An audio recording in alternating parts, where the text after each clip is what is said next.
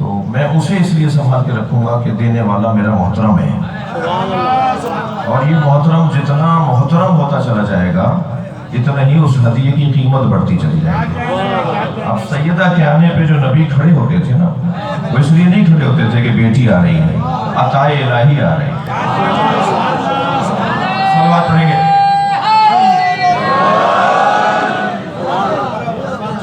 جتنی شدت بڑھتی چلی جائے گی نبی سے قربت میں، اور ہم تو ویسے ہی نسبتوں والے لوگ ہیں، جس کو بھی نبی سے نسبت میں شدت ہوگی، نبی سے نسبت ہوگی، ہمیں وہ اچھا لگتا ہے، ہمیں وہ پیارا لگتا ہے۔ معقول باتیں کر رہا ہوں اور سامنے کی باتیں کر رہا ہوں، ایک صلوات اور پڑھ لیں محمد وعلی۔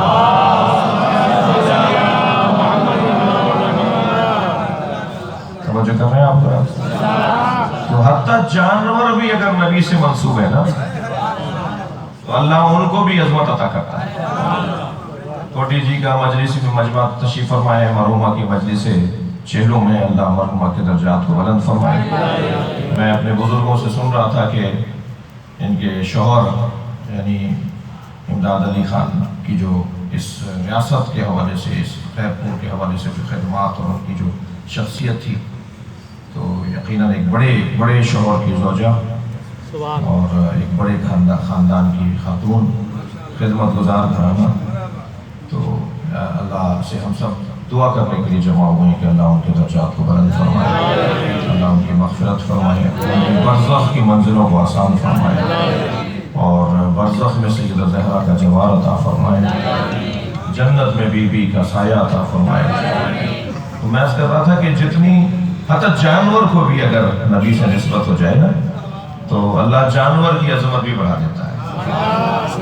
لہذا مولا علی سے جب کسی نے پوچھا کہ یا علی صف لنا نبینا کانی نرا، یا علی ہمیں نبی ایسے بیان کر کے بتائیں جیسے ہم اپنی آنکھوں سے سرکار کو دیکھتے ہیں۔ تو بہار الانوار کی بڑی حسین روایت ہے اور بڑی مفصل روایت ہے، حضرت نے مولا نبی کے شمائل بیان کیے، اور بالوں سے لے کر ناخن پا تک نبی کی عظمت کو بیان کیا۔ سرکار کے بالوں کا معجزہ یہ تھا، نبی کی آنکھیں ایسی تھیں، نبی کے کان ایسے تھے، نبی کے لبھائے مبارک ایسے تھے، سبھی سرکار دو جہاں کے دہانے مبارک سے اگر لعاب آ جاتا تھا تو علی جیسے کوئی شفا مل جاتی تھی۔ اور ایک طویل میرے مولا نے فرمایا قد ایسا تھا حضرت کا، آنکھیں سرکار کی ایسی تھی۔ تو انہیں بیان کرتے ہوئے ایک بڑا حسین جملہ مولانا ہدیہ کر رہا ہوں، فرماتے ہیں کہ نبی کے قد کے اوپر مولا علی کا جملہ، کلما مشا ما عہد کانا اطول منہ ان کانا صغیرا، نبی جب باہر نکل کر کسی کے ساتھ چلتے تھے، اگر لمبے قد والا نبی کے برابر آ جاتا تھا تو نبی کا قد اس سے اونچا ہو جاتا تھا۔ مولا علی کے الفاظ، یعنی کوئی ایسا نہیں ہوتا تھا کہ دور سے کہا جائے وہ نبی سے بڑا ہے، حتی ظاہری قد میں بھی اللہ اپنے نبی کو چھوٹا نہیں دیکھنا چاہتا۔ صلوات پڑھیں گے محمد وعلی۔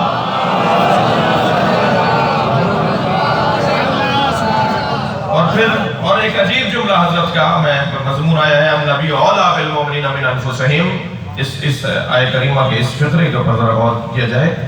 پھر فرماتے ہیں کہ نبی کی سواریوں کے بارے میں کس نے پوچھ لیا یا رسول اللہ، یا علی نبی کی سواریوں کے بارے میں فرمایا تو حضرت نے فرمایا کہ جس سواری پر بھی نبی بیٹھ جاتے تھے نا ایک دفعہ بھی، تو لم یحرم ولم یسن، نہ وہ بوڑھی ہوتی تھی، ہاں یہ مولا علی کہہ رہے ہیں، نہ وہ بوڑھی ہوتی تھی اور نہ وہ بیمار ہوتی تھی، سرکار کے بیٹھنے کی برکتوں کی وجہ سے۔ نہ وہ گھوڑا، نہ وہ خچر، نہ وہ اونٹنی کبھی بوڑھی پڑتی تھی ہوتی تھی، نہ وہ بیمار ہوتی تھی۔ میں موٹی سی دلیل دے رہا ہوں آپ کو، ذوالجلال نبی کی سواری ہے نا، بہت زیادہ مہارت تو مجھے نہیں ہے مگر تھوڑی بہت معلومات ہے گھوڑوں کے بارے میں کہ ان کی عمریں کتنی ہوتی ہیں۔ گھوڑے کی عمر 20-25 سال سے زیادہ کی نہیں ہوتی، مر جاتا ہے، بوڑھا ہو جاتا ہے، جو میری معلومات ہے۔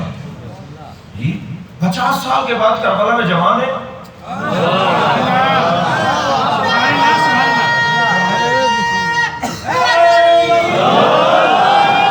نبی اگر کسی سواری پر بیٹھ جاتے تھے تو سرکار کی اس سواری کو کبھی بیماری لاحق نہیں ہوتی تھی، کبھی وہ بوڑھی نہیں ہوتی تھی۔ اور کیا عظمت کا باب ہے. سرکار جب فتح خیبر کے موقع پر مال غنیمت لا کے جمع کیا گیا تو اس میں جانور بھی تھے. تو حضرت نے دیکھا ایک گدھا ہے جو اپنی رسی چھڑوانا چاہ رہا ہے. تو حضرت نے فرمایا اپنے چاہنے والوں سے کہ اس کی رسی چھوڑو تو دیکھو یہ کرنا کیا چاہتا ہے. گدھا خیبر سے آیا تھا. تو جیسے ہی اس کی رسی چھوڑی گئی وہ دوڑتا ہوا آیا اور سرکار کے پیروں کا اس نے بوسہ دیا اور نبی سے اس نے کچھ کہا. نبی نے صحابہ کے پوچھنے پر فرمایا یہ کہہ رہا ہے کہ میرے آباء و اجداد کی پشت پر کوئی نہ کوئی نبی یا وصی نبی بیٹھا ہے, مگر کچھ عرصے سے ہم محروم ہیں, آپ میرے اوپر سواری کریں. تو سرکار اس پہ بیٹھے کچھ دیر کے لیے اور حضرت نے اس کا نام یعفور رکھ دیا. نبی کے جانوروں میں اگر نام آپ دیکھیں گے ہسٹری میں تو یعفور نبی کے ایک گدھے کا نام ہے جس میں نبی بیٹھے ہیں. سرکار نے اس کا نام یعفور رکھ دیا. نبی سے منسوب ہونے کی وجہ سے وہ اتنا سمجھدار تھا کہ نبی کہتے تھے نا فلاں صحابی کو بلا لاؤ تو اسی کے دروازے پہ جاتا تھا.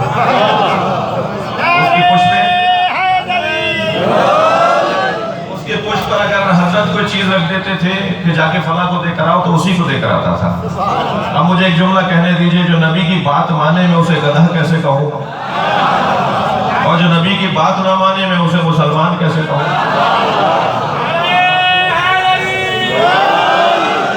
یہ ایک حسین باب ہے, میں اس سے مزید گریز کر رہا ہوں. ایک سال بات اور نبی کی ذات کر دی. اللہم صل علی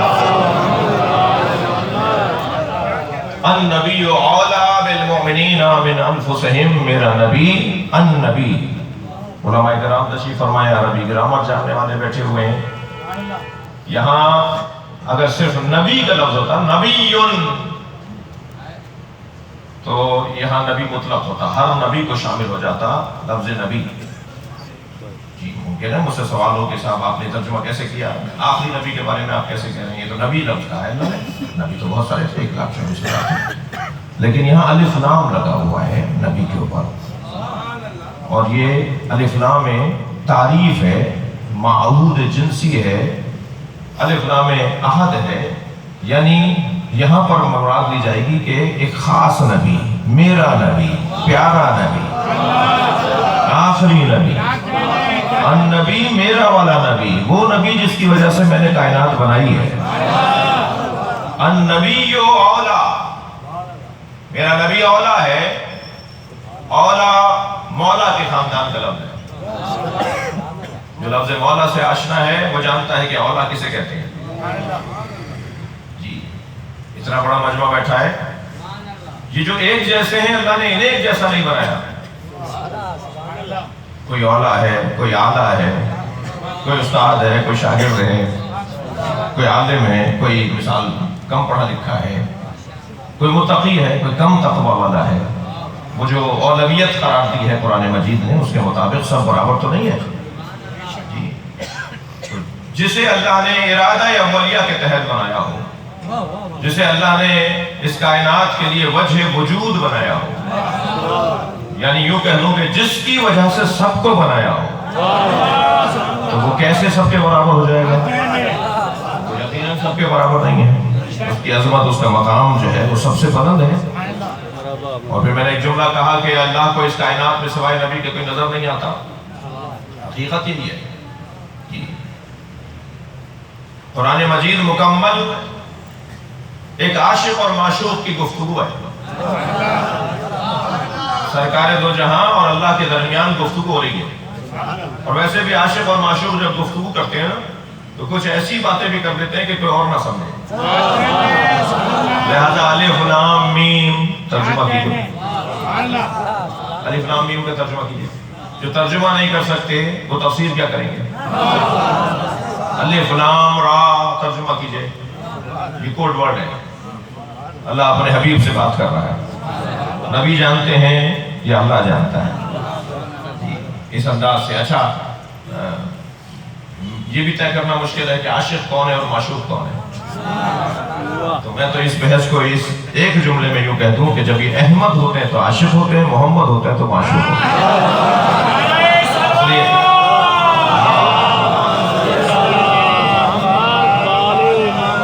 النبی اولا, میرا نبی اولا ہے. دیکھیے قرآن مجید میں لفظ مولا 3 معنی میں آیا ہے. ایک لفظ مولا کے معنی ہے حاکم، سرپرست. دوسرے لفظ مولا کے معنی ہے دوست. تیسرے معنی ہے ناصر اور مددگار. اب غدیر میں مولا، نبی نے مولا علی کو جو مولا کہا وہ کس معنی میں ہے؟ مولا کے تو 3 معنی ہیں. تو سیاق و سباق دیکھ کر اندازہ ہوگا، حالات دیکھ کر اندازہ ہوگا، ماحول دیکھ کر طے کیا جائے گا کہ کس معنی میں مولا بولا ہے. بڑی آیت آپ کی توجہات ہیں. یہاں مولا کے ایک معنی ہے ناصر کے، ایک معنی ہے دوست کے. مثلا دوست کے معنی الا ان اولیاء اللہ لا خوف علیہم ولا هم یحزنون. جان لو کہ اللہ کے جو دوست ہیں، اللہ کے جو چاہنے والے ہیں، لا خوف علیہم ولا هم یحزنون، نہ ان پر کوئی خوف طاری ہوتا ہے، نہ ان پر کوئی حزن طاری ہوتا ہے. جو اللہ سے محبت کرنے والے ہیں، جو اللہ کے چاہنے والے ہیں، لا خوف علیہم ولا هم یحزنون. یہاں مولا، اولا، ولی کے معنی دوست کے، چاہنے والے کے. ایک اور آیت دیکھتے ہیں جس کے اندر ناصر کے معنی ہے ان تتوبا فقد سخت قلوبکما. اے نبی کی 2 بیویوں، اگر تم نے توبہ بھی کر لی تب بھی تمہارے دل ٹیڑھے رہیں گے. وَإِن تَظَاهَرَ عَلَيْهِ، اور اگر تم نے میرے نبی پہ چڑھائی کی، تم نے میرے نبی پر روک ڈالا. سورہ تحریم ہے یہ.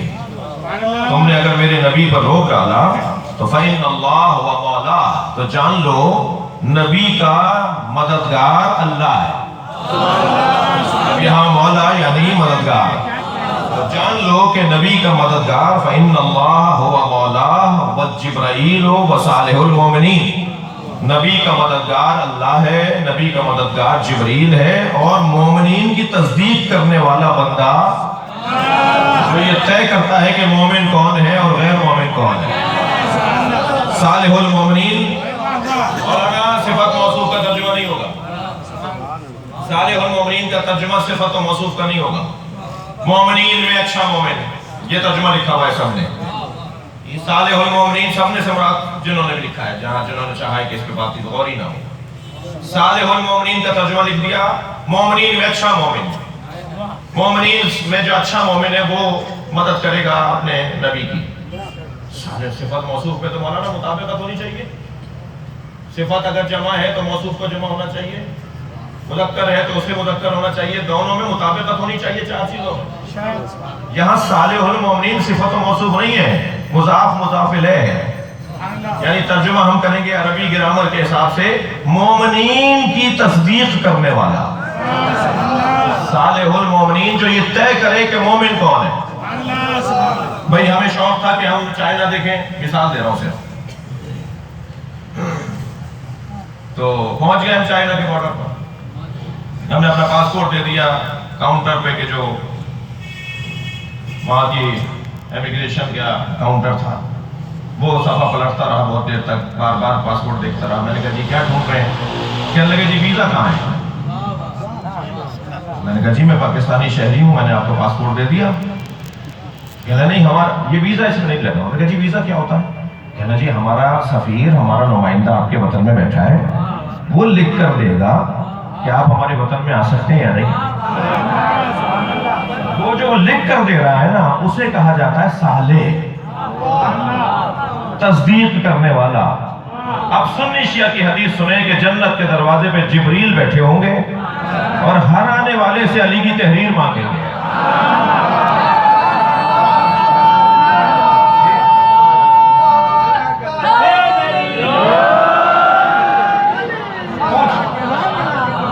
پوچھا جائے گا تمہارے ہاتھ میں علی کا مکتوب ہے یا نہیں. اہل سنت بھائیوں نے بھی، ہمارے عزیزوں نے بھی اس روایت کو نقل کیا سرکار سے کہ علی طے کریں گے کہ کون جنت میں جائے گا. یہ ہاں تمہارے پاس علی کے ہاتھ کی تحریر ہے یا نہیں ہے. صالح المومنین فإن اللہ ومولاہ وجبرائیل وصالح المومنین والملائکۃ بعد ذلک ظہیرا. اور جان لو کہ اللہ میرے نبی کا مددگار ہے، اور جبریل مددگار ہیں، صالح المومنین مددگار ہیں، اور ملائکہ ان کی مدد کے بعد مددگار ہیں۔ یہ مولا یعنی مددگار۔ مولا کے ایک اور معنی بھی ہیں جو نبی مکرم کے بارے میں آیا ہے، اولا، حاکم۔ جی النبیو اولا، یہاں مولا کے ایک اور معنی بھی ہیں، وہ ہے حاکم کے معنی۔ انما ولیکم اللہ ورسولہ والذین یقیمون الصلاۃ ویؤتون الزکاۃ وہم راکعون۔ اللہ تمہارا حاکم ہے، رسول تمہارا سرپرست ہے، اور وہ جو نماز قائم کرتا ہے اور حالت رکوع میں زکوٰۃ دیتا ہے، یہ تمہارا حاکم ہے۔ صلوات پڑھیں گے محمد و آل محمد۔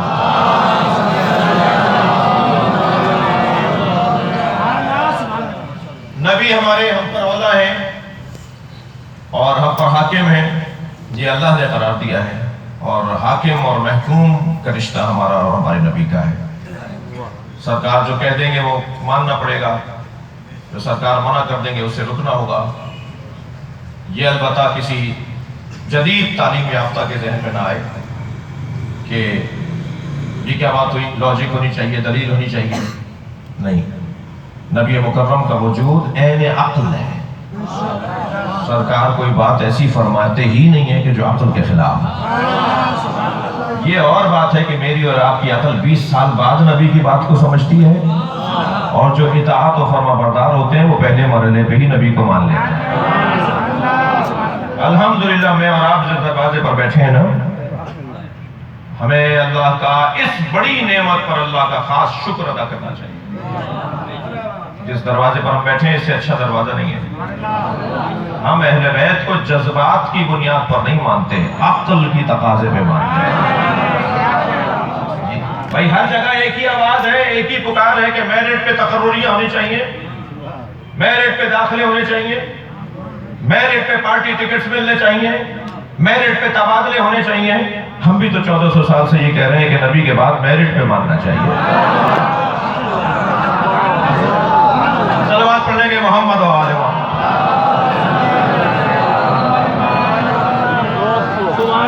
اولویت قابلیت کی بنیاد پر ہے، ایسا نہیں ہے کہ زور زبردستی یا کسی بھی وجہ سے کسی کو اولا بنا دیا جائے، قابلیت کی بنیاد پر اللہ نے اپنے حبیب کو سجا کر بھیجا ہے۔ اب جو بھی نبی سے قریب تر ہو جائے گا، جو بھی سرکار سے قریب تر ہو جائے گا، اس کی عظمت جو ہے وہ روشن ہوتی چلی جائے گی، اس کی عظمت بڑھتی چلی جائے گی۔ میرا دل کر رہا ہے سرکار پر تھوڑی دیر اور غور کروں، اور پھر سرکار کی ازواج اور پھر سرکار کی اہل بیت۔ تو نبی مکرم کی عظمت کے باب میں عزیزان گرامی بہت بڑا عنوان ہے کہ سرکار کو اللہ نے خود رب العالمین ہے، سرکار کو رحمت للعالمین بنا ہے۔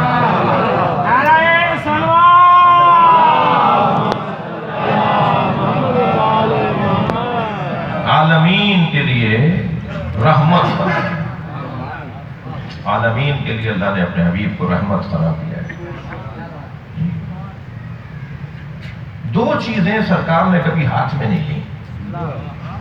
آپ تھک تو نہیں رہے میری باتوں سے؟ مجھے خوفی ہو رہا ہے کہ کہیں میری باتیں مرزا بھائی، دو چیزیں سرکار نے کبھی ہاتھ میں نہیں لی۔ ایک تلوار کبھی ہاتھ میں نہیں لی۔ اب ایک آدمی نبی کے ہاتھوں مارا گیا جنگ کے اندر، وہ قریب آ گیا تھا حضرت پہ، اس نے حملہ کیا، حضرت نے دفاع کیا، اور دفاع کے نتیجے میں وہ مارا گیا۔ جہاد تھا، میدان میں تھے، کافروں سے مقابلہ تھا۔ تو ایک آدمی جہاں 80 جنگیں، ایک آدمی سرکار کے ہاتھ سے مارا گیا، تو وہ نبی مارنے نہیں گئے تھے اسے، وہ نبی کے قریب آ گیا تھا اور سرکار دو جہاں سے وہ بے ادبی کر رہا تھا، نبی نے اپنا دفاع کیا، وہ مارا گیا۔ تو یہ نہیں شمار کیا جائے گا کہ نبی نے تلوار اٹھائی اور نبی مارنے گئے، میدان میں اترے۔ سرکار اس لیے تلوار کو ہاتھ نہیں لگاتے، سرکار نے کبھی تلوار کو ہاتھ نہیں لگایا، سرکار کی اپنی تلواریں تھیں۔ یہ ذوالفقار بھی نبی پر نازل ہوئی تھی، اب نبی جانتے ہیں نا کس بازو کے حوالے کی جائے، تو مولا علی کے حوالے کی۔ اور بہرحال ذوالفقار کے باب میں بھی بہت کچھ کہنے کو ہے۔ حضرت آیت اللہ علی اکبر النہاوندی نے 10 جلدی کتاب لکھی ہے امام زمانہ کے عنوان پر، اس کی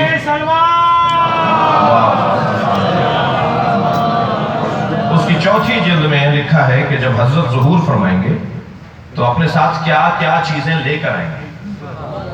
تبرکات انبیاء کے ائمہ کے تبرکات جو لے کر آئیں گے نا، ان میں حضرت ذوالفقار بھی لے کر آئیں گے. پھر جب امام کے ہاتھ میں ذوالفقار ہوگی تو ذوالفقار کے پھر انہوں نے فضائل لکھے ہیں کہ ذوالفقار کے فضائل کیا ہیں. مثلا اس میں ایک روایت حدیث یہ لکھی ہے کہ ذوالفقار مولا علی سے باتیں کرتی تھی،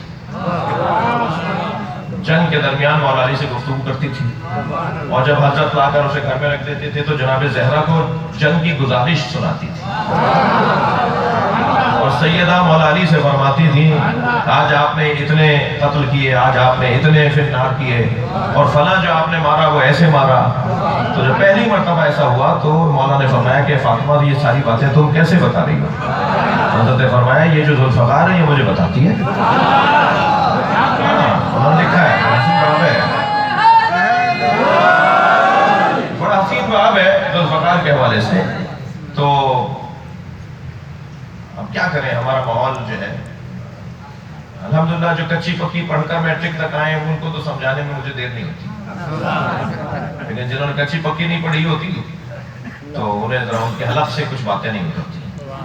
ہمارے والوں کو بھی، ہمارے بعد بچوں کو بھی کہتے مولانا یہ کیا باتیں کر رہے تھے. تو ایک صاحب مجھ سے کہنے لگے مولانا کیا بات کر رہے تھے، لوہا بولتا ہے کیا؟ لوہا بولے گا، آپ ایسی بات کر رہے ہیں. حدیثیں بھی ہو سکتا ہے ضعیف ہوں، جعلی ہوں معاذ اللہ. تو یہ آپ کہاں سے لے آئے کہ ذوالفقار بات کرتی تھی؟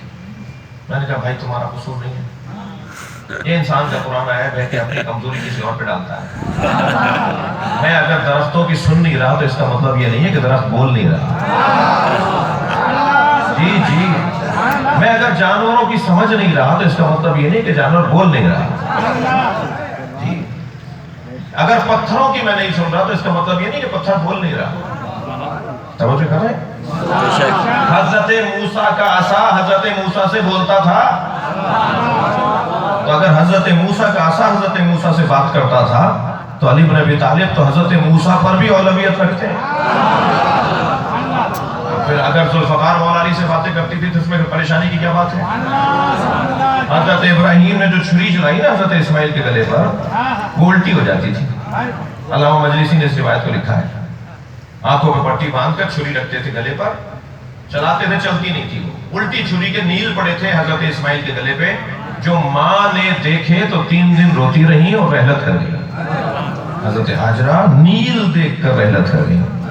الٹی چھری کے نیل تھے، گلا نہیں کٹتا تھا. پھر کھول کے پٹی کھول کے دیکھتے تھے تو وہ چھری الٹی رکھی ہوئی ہوتی تھی، پھر سیدھا رکھتے تھے. جب کئی مرتبہ ایسا ہو گیا تو حضرت ابراہیم نے چھری سے کہا کہ میں تجھے سیدھا رکھتا ہوں تو الٹی کیسے ہو جاتی ہے؟ تو چھری بولی، یعنی اس لوہے سے آواز آئی الخلیل امرنی والجلیل نہانی. مجھے خلیل امر کرتا ہے اور جلیل روک دیتا ہے. تب پوچھا تھا یا اللہ کیا میری قربانی قابل قبول نہیں ہے؟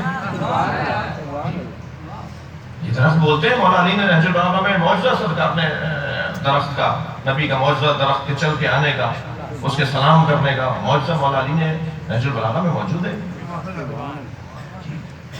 باتیں کرتے ہیں. ہماری سماعت معیار کہاں ہے؟ مشکل یہ ہے کہ ہم کبھی کبھی اپنا قد دیکھے بغیر بات کر رہے ہیں. ایک صاحب کہنے لگے مجھے قرآن کافی ہے، مجھ سے حدیث سے بات نہ کیجئے. میں نے کہا بھائی اپنا چہرہ آئینے میں تو دیکھو ذرا، تم اس قابل ہو کہ قرآن کافی ہو تمہارے لیے؟ جسے 1 سے لے کے 10 تک عربی میں گنتی نہ آتی ہے وہ کہہ رہا ہے قرآن کافی ہے. اور پھر یہ کس نے بتایا ہے کہ یہ قرآن ہے؟ یعنی قرآن سے بات کیجئے، قرآن سے ہٹ کر کوئی بات نہیں کیجئے. صبح کی 2 رکعت نماز ہے، فجر کی 2 رکعت نماز ہے، شریعت کے اندر ہم سب پر واجب ہے، سنی شیعہ پر. کہاں لکھا ہے قرآن میں؟ ظہر کی 4 رکعت ہے، کہاں لکھا ہوا ہے قرآن میں؟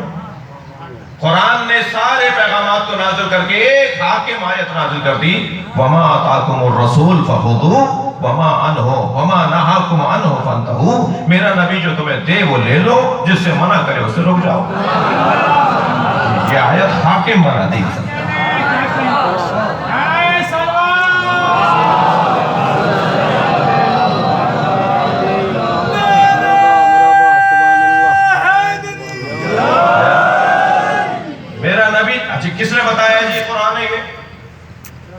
جی ایک صاحب آ رہے ہیں اس وقت سوشل میڈیا پر، وہ ہمارے بھائیوں سے مناظرہ کر رہے ہیں کہ قرآن سے دکھاؤ. وہ قرآن سے دکھاتا ہے، ان سے کہتا تم بھی قرآن سے دکھاؤ. میں نے انہیں پیغام بھیجا، میں نے کہا جی ان سے کہو ہم سے بات کریں. میں نے کہا جی آپ کیا بات کریں گے؟ میں نے کہا میں ان سے پہلی بات یہ کروں گا کہ تمہیں کس نے بتایا ہے یہ قرآن ہے؟ ہمیں مصطفیٰ نے بتایا نا قرآن ہے.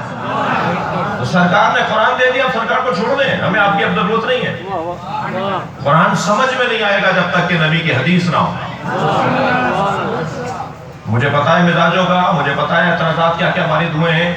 ممکن ہے کوئی جوان بعد میں مجلس کے بعد مجھے کہتے ہیں مولانا حدیث کی سب سے پہلی کتاب تو نبی کی رحلت کے 300 سال کے بعد لکھی گئی.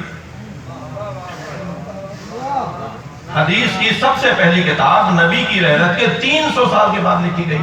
آپ کہہ رہے ہیں کہ حدیث کے بغیر قرآن سمجھ میں نہیں آئے گا، حدیث تو تھی نہیں. تو میں اسے جواب دوں گا حدیث تھی، کتاب نہیں تھی. کہاں سے یہ 300 سال بعد کہاں سے لکھ لی گئی؟ 300 سال کے بعد بھی اگر کتاب لکھی گئی ہے تو یہ کہاں سے لکھی گئی ہے؟ یہ صحابہ کرام، تابعین، تبع تابعین حفظ کرتے تھے. حتیٰ اگر کسی حدیث میں واو اور من کا اضافہ بھی کر دیتے تھے تو دوسرا دانشور ٹوکتا تھا، واو نہیں ہے اس میں. ممکن ہے کوئی کہ مولانا یہ کیسے ہوتا ہوگا؟ ہاں ہوتا ہے. ہم آباء و اجداد کے حساب سے عزاداری میں ہمارا حصہ سوز خانی کا ہے. استاد کو میرے دادا یاد ہوں گے، سوز خان جی، میرے والد سوز خان، ہمارے پردادا سوز خان. یہ اگر انیس کے مصروں میں، دبیر کے مصروں میں اگر کوئی پڑھنے والا مصرع بدل دیتا ہے نا تو دوسرا پڑھنے والا ٹوکتا ہے مصرع کیوں بدل دیا. پورے مرثیے یاد ہوتے ہیں لوگ. یعنی یہ پریکٹس میں ہے، یہ کوئی نئی بات نہیں ہے کہ ایسا کیسے ہوتا ہوگا. پورے اقبال کے اگر کسی کلام میں کوئی مصرع اپنا جوڑ دے تو اقبالیات کے جو محافظین ہیں نا وہ فوراً ٹوکتے ہیں کہ یہ مصرع اقبال کا نہیں ہے. اگر مرزا غالب کے کلام میں کوئی اپنے 2 مصرے جوڑ دے تو فوراً پکار کے کلام کہتا ہے کہ اس میں 2 مصرے غالب کے نہیں ہیں. یہ مشق میں نہیں ہے، یہ دنیا میں ہوتا ہے ایسا. اور اسی طرح جو اور زبانوں کے ماہرین ہیں، اور زبانوں کے جو جاننے والے ہیں، وہ بھی اس پریکٹس کو کرتے ہیں. ہر زبان کے اندر اس کا تحفظ ہے، اسلوب شناسی